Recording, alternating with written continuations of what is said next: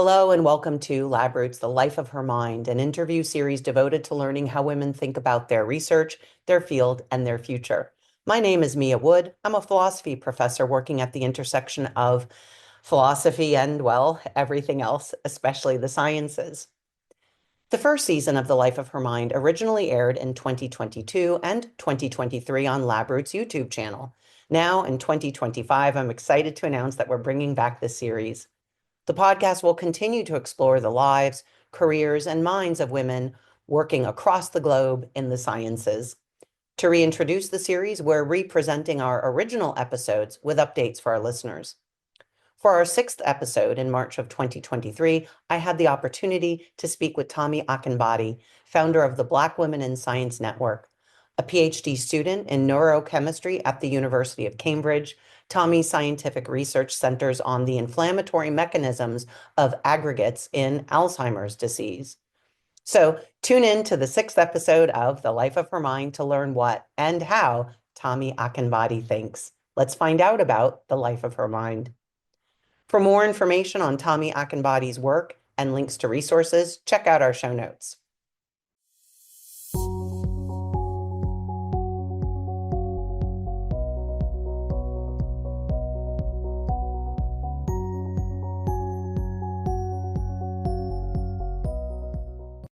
Hello and welcome to Lab Roots, The Life of Her Mind, an interview series devoted to learning how women think about their research, their field, and their future. Let's get started. Today, we are in conversation with Tomi Akingbade, founder of the Black Women in Science Network and a PhD student in neurochemistry at the University of Cambridge. Oh my goodness. Tomi's scientific research centers on the inflammatory mechanisms of aggregates in Alzheimer's disease. Interested in science since childhood, Tomi founded the Black Women in Science Network as a response to the lack of frank conversations, probably any conversations, about being a Black woman in science and the supportive community such conversations generate. The image of what it is to be a scientist is changing and must continue to do so if the sciences are to achieve a comprehensive understanding of nature. So getting to chat a bit with Tomi is one way to help us do that. Thank you for joining us today. Thank you for joining us today and giving us a bit of a glimpse into the life of your mind. No, thank you for having me. It's honestly a pleasure to be here. I'm very much looking forward to the conversation that we're about to have. Oh, good. Thank you. Thank you. So my first question is about us getting to know a bit about you. How did you find your way to neuroscience and then specifically neurochemistry with the specialization in Alzheimer's research? Yeah, so neuroscience, my journey to neuroscience is not necessarily a weird one, but unfortunately I don't have the kind of thing where I knew from the age of 4 that I wanted to be into neuroscience because I didn't know what neuroscience was at the age of 4. So what I can say is that I studied biology at GCSEs, which in the UK, I guess, is that bit that you go to before you go to kind of your senior years of secondary education. And there was this one page in the book about the brain, and it was one page out of maybe 200 pages in the module about the brain. And I was just like fascinated by it. And I kind of was going through school in terms of, I can do it, which I was very blessed to be able to do it. But then I found this page and I was like, oh, this is what it means when people have a passion about something. This is what it means to be excited to learn something. And I kept going back to that page. Whenever I'd revise, I'd be on that page for ages, just thinking about things. And I wanted to know more. And it was one of the first times that I'd generally wanted to know more. I'm curious by nature. So I'd always had curiosity in various different topics, even topics that I wasn't good at. But this one I felt a bit different. So not really knowing anything about it. I did my exams, put that aside, went on to do my A-levels, which is the 2 years before you go to university or college. And I kind of forgot about that page because it never came up again. And then it came to the time where I had to apply for universities. And I could see people being really passionate about things and wanting to do things. And I was still quite lucky in terms of I could do quite a few things. Like I could have gone into finance or various different subjects. But then for some reason, I remember that page and I was like, I want to study that page. I wonder if it's possible to study that page. And I looked into it a little bit more, and I realized that neuroscience was a thing and I could do that one page for an entire degree and possibly for the rest of my life. I was like, okay, sign me up. So there aren't many neuroscience straight degrees. There are a lot of courses that do biology, then you specialize in neuroscience at the end of the year. But I knew I didn't want to do biology. I wanted to do neuroscience. So that's how I found out about neuroscience. So I did the degree. I always say that I hated my degree, but I love the subject in terms of I hated exams. I did not like exams. I did not like having to do coursework. But I could have sat in those lectures for years. Like I could happily have sat in lectures over and over again. I found it so interesting. And I realized I decided when I started doing the research that I love the research and I wanted to go into further study and to do a PhD. The path to PhD wasn't seamless, which I'm sure we might talk about later on. But I came across the lab that I'm doing my PhD in now, and I have two supervisors. I have a supervisor that is a professor in innate immunology, and then I have someone who is a specialist in imaging, protein imaging. And in biophysical chemistry, and protein imaging. So their roles combined have formed a project that is looking at the neurochemistry of aggregates in Alzheimer's disease. And I'm looking specifically at the kind of epigenetic modifications that happen over the course of Alzheimer's disease. So that's how I've found myself in neuroscience. Just it started from a page in a biology handbook, and then it's summoned to doing a PhD at the University of Cambridge. I'm just as confused as everyone else how this happened. You mentioned elsewhere that you did not go straight from your undergraduate career to your graduate career. How did that come about? What have been the benefits, do you think, of taking a little bit of a break and working either in your area or adjacent to your area before entering the PhD program? Well, I have to confess and be honest, it wasn't intentional to take a break. I wanted that straightforward path of finish, PhD, and then get out into the working world before I'm 25. Did not happen that way due to many things. I think I will say hands up, a lack of knowledge into what it takes to apply to a PhD and how to apply to one and where to look and what a PhD really is. And also just the market of the nature of the world. Like I needed to do a funded PhD. There was no way I could fund it myself. So I wouldn't say there's a lack of opportunities for funding, but there's more people at the time when I was applying, there were more people than there were funded places.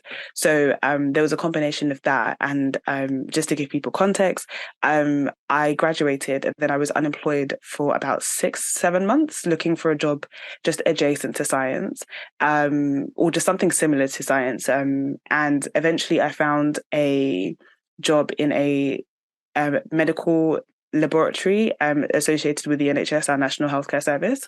And I was working in a virology centre and I started that job in February 2020.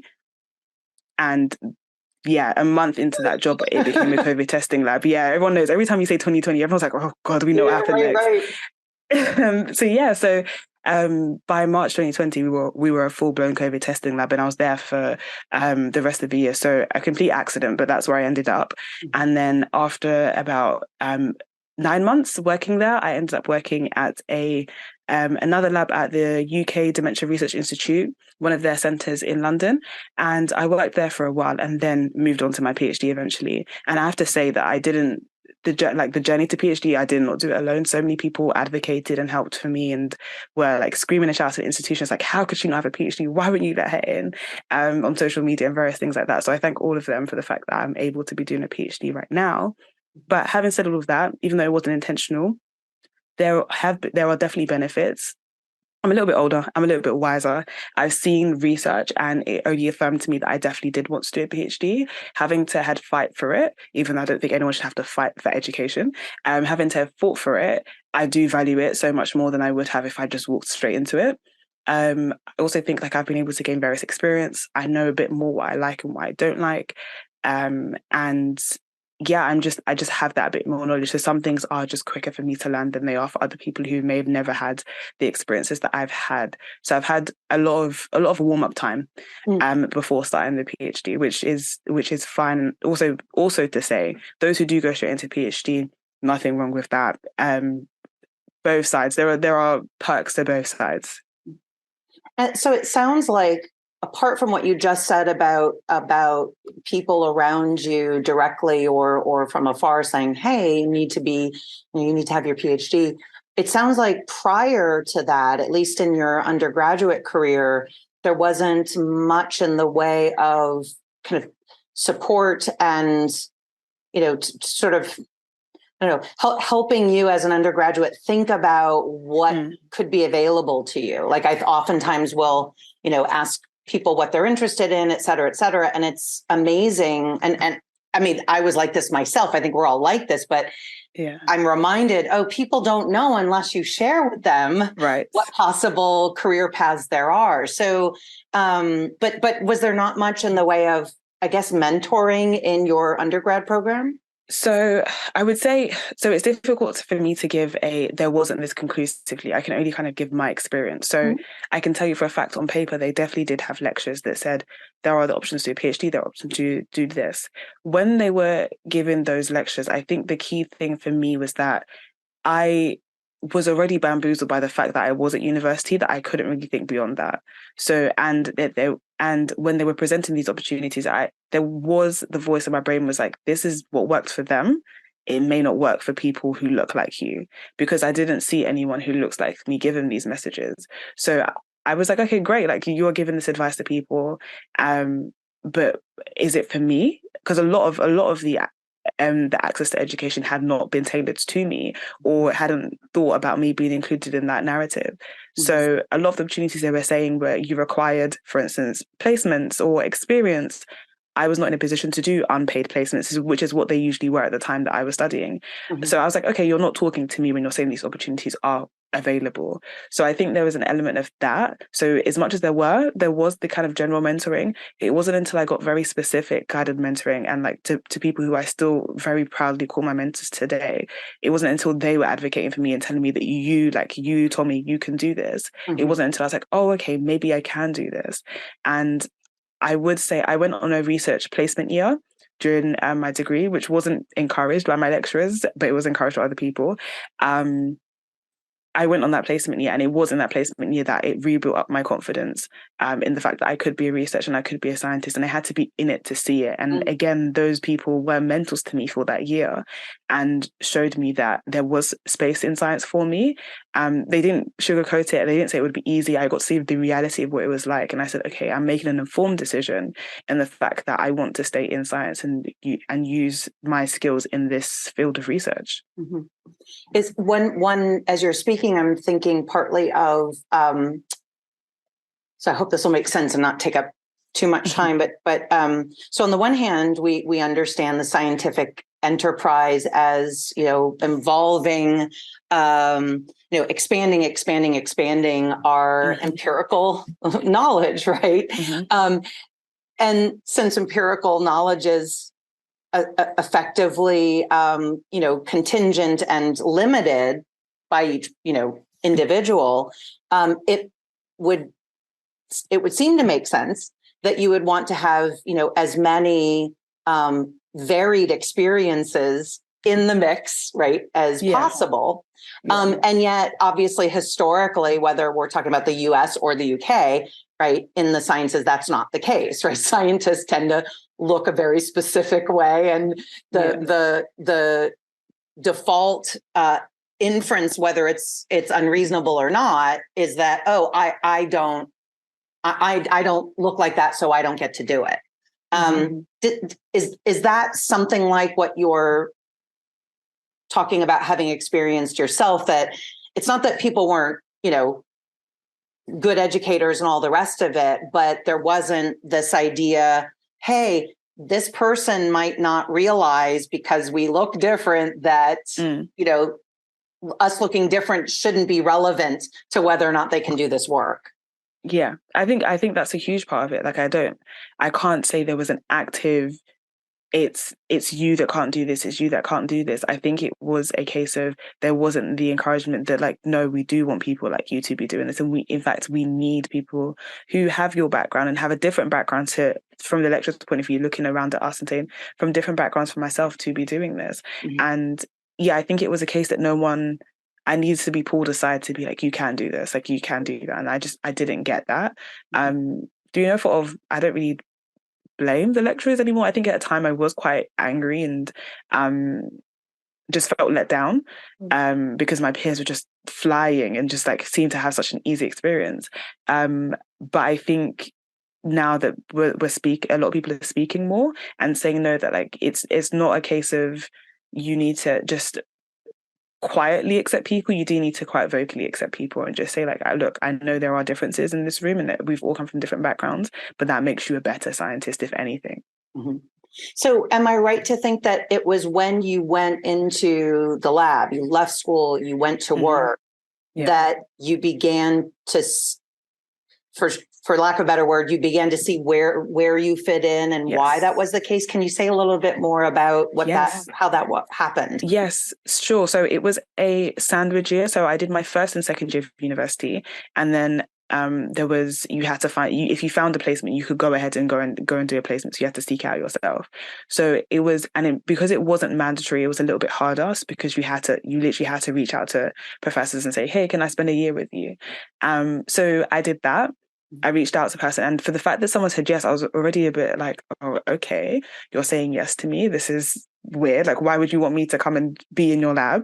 I went and I was treated as a scientist. And I think that's the first time I felt like I was a scientist.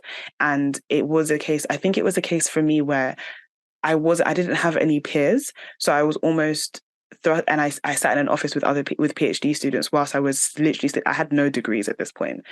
And I was my thoughts were taken and considered important. And it was like, yeah, you have views. We want to hear it.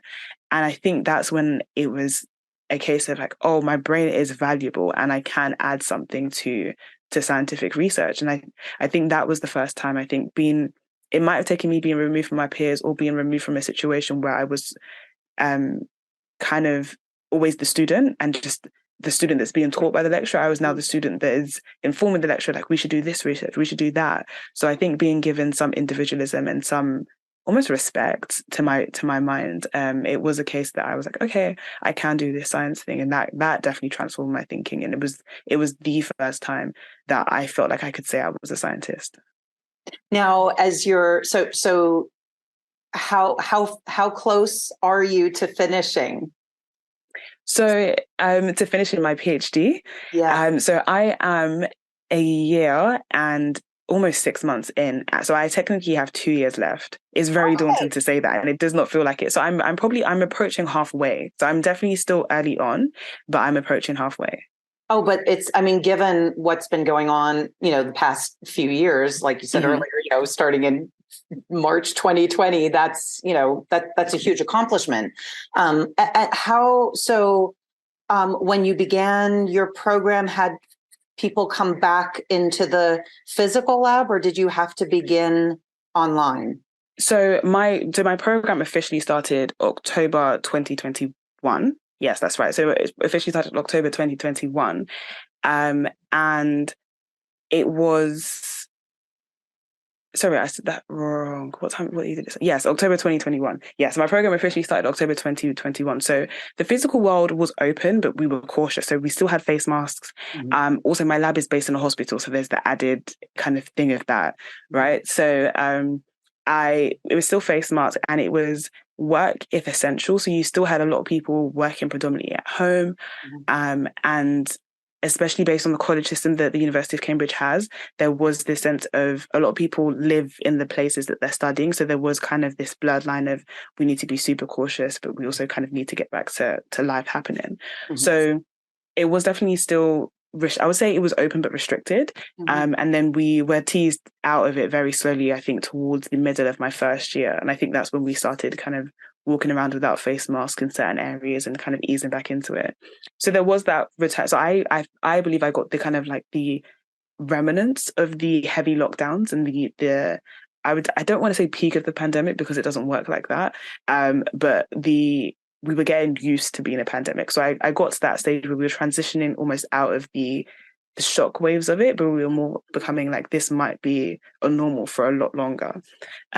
So I did have the remnants of that and had the side effects from that, but I definitely can't say I was one of those years that was heavily affected. Like I know some people's PhDs, majority of it was in lockdown. Mm-hmm. Now, okay, so if you started in 2021, you had already got several years of the Black Women in Science network going. So there's you have already done so much. As I like, where to begin? Podcasts, events, right? But so it's probably best if you tell the story. Sure. How long did you want to start an organization? What are the key features of the organization? Mm-hmm. Yes, you're based in the UK, but are you planning on, let's say, chapters or spreading out into other countries?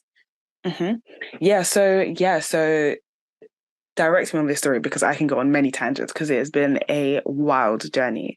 But yes, the Black Women in Science Network, I started in 2018. And that is when I was on that placement year doing research and the first time I felt like a scientist. Because that was the first time I started thinking about whether I could have a job in science or what a life in science would look like. And when I looked, I again didn't see myself. So I kind of was looking around and trying to ask certain questions that were related to being Black and a woman in science. And there was no one to ask that question to in my immediate vicinity. As much as the people that I had were very clued up and they knew what was going on in the world, they didn't have the same background that I did. And they could relate to it on various different things. It was a very diverse environment. However, there was no other Black women in that I could speak to. So in reaching out to people, I spoke to other Black women in science who my peers usually, and they felt the exact same way. So I was a bit concerned. I was like, why are we all struggling in silence? We're all always the only ones in our departments. So I kind of didn't wait to answer your question to start it. I just realized, I said, I need to meet these people. They need to meet me. We have questions that aren't being answered and we're just everywhere. And Twitter was almost too big of a space, like social media platforms were too big of a space to find each other. So I created a space outside of all of those platforms in which we could exist and share with each other. So I started it pretty much immediately as soon as I felt that I had the need for it because I knew I wasn't the only one struggling. And then it's kind of grown since there. So that was in 2018 and it's kind of grown since there. And I'm based in the UK, so it is more so based as a UK organization. However, we do have worldwide reach at the moment because as people in science know, we move around a lot. So, and we're not really held down too much by a physical location. So, and most of the things we do have a virtual capacity to it. And because majority of our existence has been in a pandemic, most of our stuff is online, so we're an online platform and we do exist worldwide.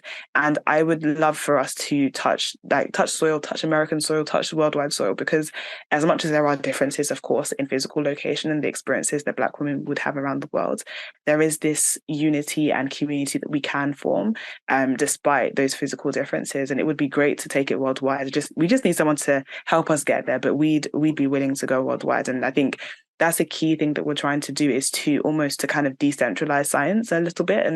And because the more we put down these physical barriers, which are necessary sometimes, but the more we enforce them when they aren't necessary, the more we kind of limit ourselves from reaching out to as many people as possible. And I want to make sure that every Black woman in the world feels that they can do science if they want to. So is it the case that when you say that you're looking for basically an opening to spread, is it a matter of funding or sort of I don't know if I should say venues in other countries, like or maybe let's say, connecting with a working scientist in another country who wants to host events in that country or in that city? What does that look like, that when you think about it spreading? Yeah. So I think what it looks like is, we have multiple different aims. So I should say our the kind of strapline, our slogan is a space, a platform, a movement. So a space being we create private spaces and safe spaces for Black women to come and share their understanding and to just be themselves and just offload and feel recharged. A platform in which we believe that we amplify the voices. So we don't actually create narratives, we just amplify the narratives of Black women for them, and because we have the privilege of being in spaces that they may never be able to enter, so we just amplify their voices. And we also want to be a platform that raises up the individual Black women in science, and a movement in terms of we want to change the narrative and just not kind of just exist on the sidelines. We want to come back into the wider world and just say, look, this needs to change, and like create change and progress.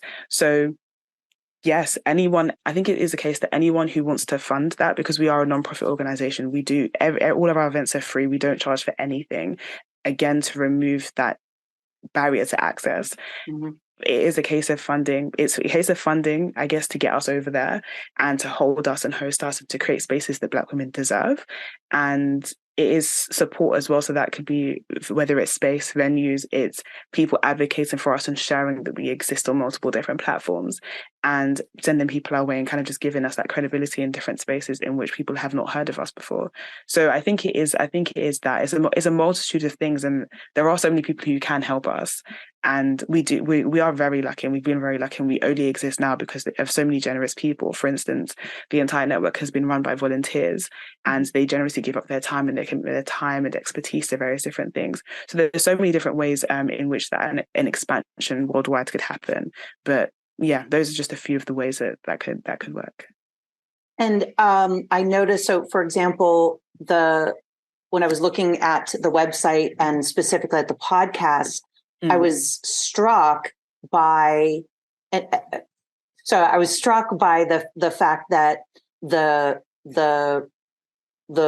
podcast episodes weren't aimed exclusively at Black women scientists working in the sciences, but also at just any Black woman and concerns that have to do with being a Black woman today, regardless of where you are.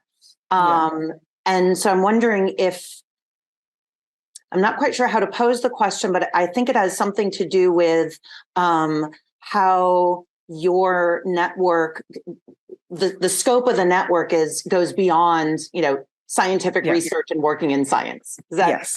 Yes, absolutely. Because I think it is a case that when we do get Black women who are in science together, so many different things come up. It's like, yes, we all have an interest in science, but we are also Black and women. So we have multiple different things that we experience in life based on the different groups that we exist within.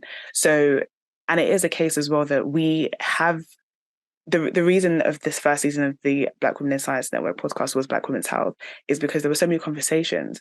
And I realized that because we work in sciences and a lot of our sciences are related to healthcare, we have this ability, we have the nuance and the privilege of having the knowledge of science and how it works and how healthcare is impacted by sciences, and also having the lived experience of being the Black women. And it's a conversation that has been happening because we brought in so many people who were having the conversations, but it just wasn't happening on a big enough platform for me, and it wasn't in a space that it was collated and it was easy to access for everyone. So the podcast kind of speaks to that in the terms of it's a space where so many women from so many different disciplines are able to have a conversation about healthcare. And for me, it was about opening up the floor to people who aren't traditionally scientists, because again, right now it is a privilege to be a scientist. The pathway to be a senior scientist it's laced in having had so much privilege and so many things handed to you. That means a lot of people who do have the knowledge and the ability to be scientists are not scientists. So whilst I believe that the accreditation does deserve credit, there are so many people that have an insight and the ability to think in such a critical way, but they just will not be afforded the title based on their background, what they look like and their previous life experiences. So we wanted to kind of remove that need for someone to be a professor or anyone senior in this scientific field to have a voice in that conversation and open that floor and really value the lived experience and the personal research and the individual research that people have done into different versions of healthcare. So that was kind of how that was birthed. And it was, again, just looking, I think as a network, we looked at ourselves and said, we are so lucky to be able to have studies. I say lucky is probably not the right word. We have somehow managed to be able to stay in it with the science game, and there's a way that we're able to approach questions that are really impacting our community, and we should feed that knowledge back into our community, because they're usually looked at from a white lens, or a westernized white lens. They're usually looked at in that way, and those aren't the lenses that we're able to see through at the same time. So that was the main reason for that podcast, and why it was done the way it was done for the first season. Well, one of the things that I find so exciting about just the existence of the organization and the network and its work is this idea that there's so much that, let's say, somebody like me doesn't see because of my particular embodiment. And even if I don't have the same lived experience, if I don't know about it, or I'm not curious enough to ask about it, right, then the lived experience that's not mine kind of disappears. And just selfishly, that's bad for me, because I then know less. I'm more ignorant than I would be if I were to know about this another person's, experience. And so I was thinking about, you talked about the network being birthed, and I was thinking about in the US, stories that have only slowly and more increasingly come to light about, for example, Black women dying during the pregnancy process or in childbirth. Why is that? And why weren't we paying attention to it, et cetera, et cetera, et cetera. So when you talk about having a space, and a space that allows also for the amplification of voices, which then presumably generates at least an awareness on the part of people who aren't Black women, right, can also lead towards some sort of change.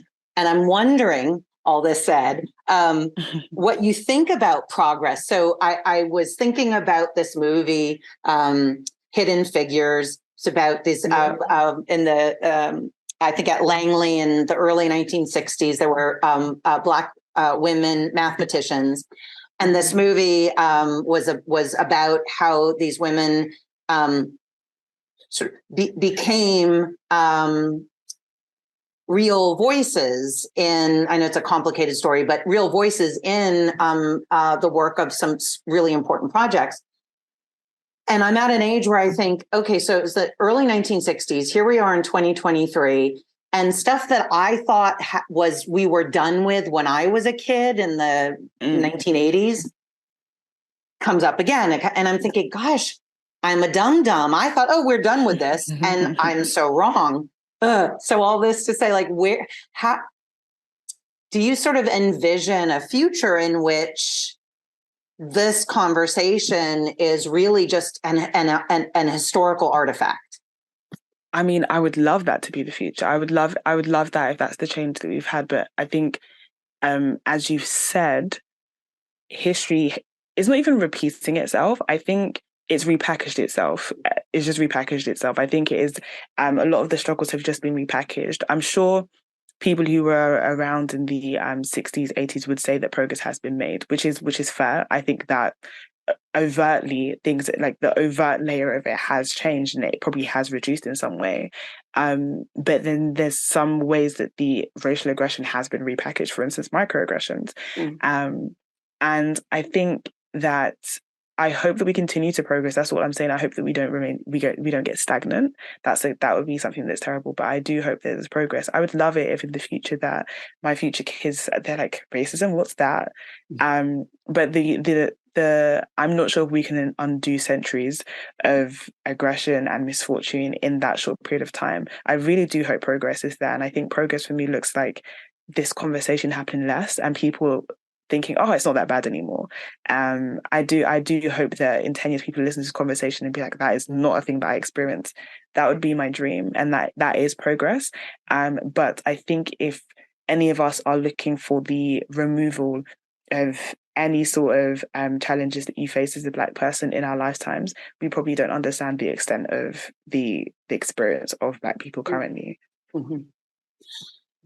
My goodness, I think that's well, it's partly heartening, partly not so heartening to think that we're not going to, and maybe in our lifetimes, get past where we are. But yeah, I when you, among a number of things that struck me about what you just said was this idea that we don't just think that we've gotten past a certain point because we're not seeing other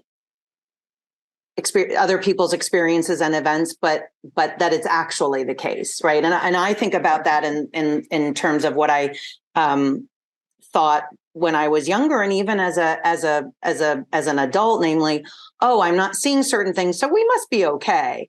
And it didn't occur to me to ask, well, just because I think that's okay, or just because I think we must be okay because I'm not seeing X, Y, and Z, does that mean it really is, or I'm just not, seeing it? Who do I need to ask about their experiences? Which I think brings us back again to the project of science, right? As this expanding body of knowledge that, yes, adheres to certain methodologies and principles and so forth, but ultimately relies on the robust diversity of voices and experiences to proceed. So, for example, you mentioned earlier that it was that when you were treated as a scientist, you thought of yourself as a scientist for the first time, and you were encouraged to share your thinking, which reveals a lot of the creativity at the heart of really good scientific research.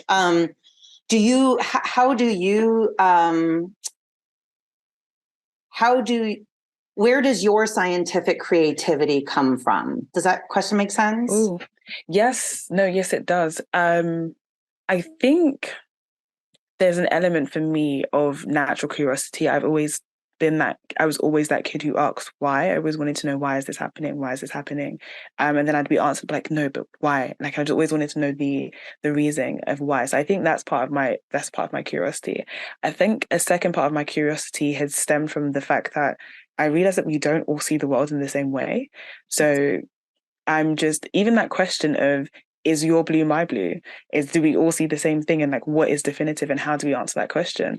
I think my creativity comes from the fact that I've been empowered by multiple people now to believe that I have a unique sense of thinking. So that allows me to dive deep into it and to just have the confidence in that what I'm thinking could be true, and it is valuable. And I would say that's where my creativity stems from, because I believe I think everyone has the capacity to be it. They just need to be given the room to be it. And I've just been blessed to have been given the room and platform to be creative. I think it's similar to, maybe artists will hate that I say this, but I would say it's similar to art in terms of, yes, you can have people who aren't the best kind of traditional dancers, but are they who decides who's a good dancer? As in, there's no wrong way to have creative thinking with insights. And I do think that we have to be able to kind of visually, and we have to imagine, you have to let your mind roam if you want to do research science. And who is to say what's bad and good? Yes, there are moral boundaries that we should obey and stick to. But in terms of thinking and trying to dive deeper into something and trying to find something new that doesn't exist, you do have to be creative in that element. And yeah, it goes back to what I said at the beginning. It is a case of being afforded the space and the being encouraged that you do have something valuable to add to a space. Oh, that's lovely. Thank you so much for sharing your time and sharing your story. And I'm very excited about the Black Women in Science Network expanding until it's around the globe. Yeah, I wish you the best of success and hope to be able to support you in that effort. No, that's amazing. Thank you so much for having me. It's honestly been a huge pleasure speaking to you. Oh, thank you so much. I appreciate it. And I will look forward, I hope, to following up with you again in the future.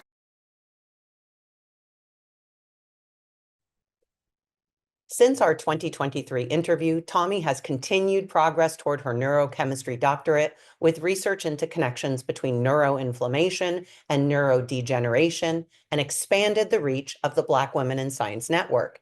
She also co-hosts the Black Women in Science podcast.